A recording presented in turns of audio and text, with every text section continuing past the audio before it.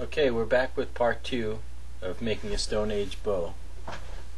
In this chapter, I'm going to start to reduce the stave, and here I'm going to debark it. As you can see, the bark comes off really easily. So much so that I'll end up peeling it off rather than using the tool to remove it. This is that basalt plane, we'll call it, for lack of a better word, that I used before. It's got a sharp cutting edge, a little bit dull by previous use, so it's not working as well as it once had. I could probably use a new one. There's also another edge on that tool that works well as a scraper. There's a square edge on the back of it. It's a little dangerous though, because you've kind of got to hold it by the sharpened edge. Here I am flipping the stave over. Start working the other side. I'm removing wood from just the belly, what will be the belly of the bow, which to non-archers out there is the side that faces the archer when you shoot it. All the work's going to be done pretty much on the belly. Leave the back pristine. Here I am peeling off the bark.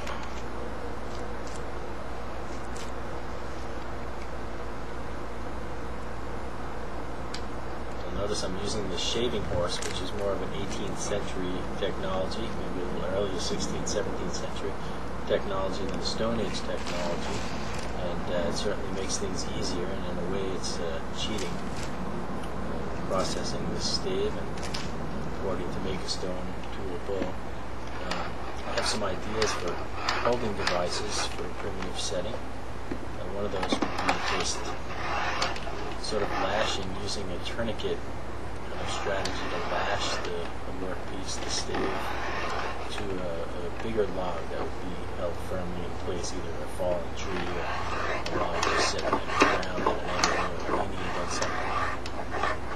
Anyway, I'll save that for the next series of videos. Cut me some slack using the 18th century shaving horse here. Anyway, I'm using the scraper that I made in the first installment. Using that scraper, as you can see, it works really well. It's heavy and requires two hands, but it scrapes off lots of wood. It moves lots of wood. Even though this scraper works pretty well, it's going to take a long time to scrape down that much wood. It's still quite thick, the stave. So shortly, I'm going to employ some antler chisels. They started life as splitting wedges, and I quickly found that they work very well as chisels to remove somewhat precise pieces of wood from a thin stave like this. It would be difficult to split that without ruining it because it's fairly small in diameter. If it were larger, I would try to split the whole thing. Here I am just getting an area flat along the tips, which I'm going to narrow out some anyway, so that when I use the antler chisels, I'll have more of a flat surface to work with, and I can see the splits better. It wouldn't be so risky as trying to split on a round piece that wants to rotate on. So I'm just going to narrow out the outer limb tips a little bit. Generally, when you're making a bow using green wood, you'd want to keep it full width. But I'm going to take a chance here. Here I am using an antler wedge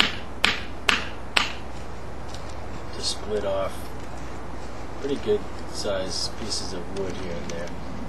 Sometimes just little bits, sometimes more. Here I've got a pretty decent split going, and I've got my wedge stuck in there, so I need another wedge to split it off. You think about all the scraping I'd have to go through with the stone scraper, you'd see that this is a real quick way to remove a lot of wood. Here I'm sharpening the antler wedges on a stone. The sharper they are, the better they work, but they also become a little brittle. They snap here and there, and you have to fix up the edge again. Again, I'm just hammering. You can see that split, and then chasing it out and hoping that it doesn't dive too deeply and make for doing the bow.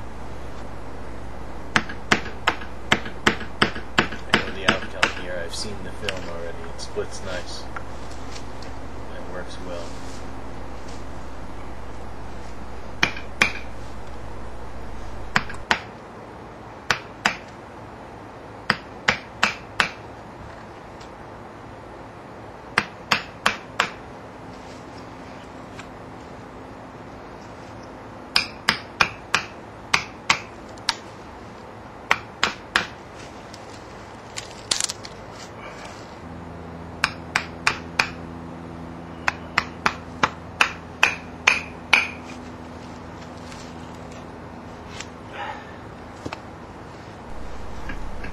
Here I am working on the other end of the stave. There are several knots down here that are going to make it more difficult for me to split it, so I'm trying to be real careful and just take a little bit off at a time. Well, this volume's about to end, or this chapter is about to end. I'll be back shortly with part 3, where we'll start to really scrape on the belly and start to bring this bow home.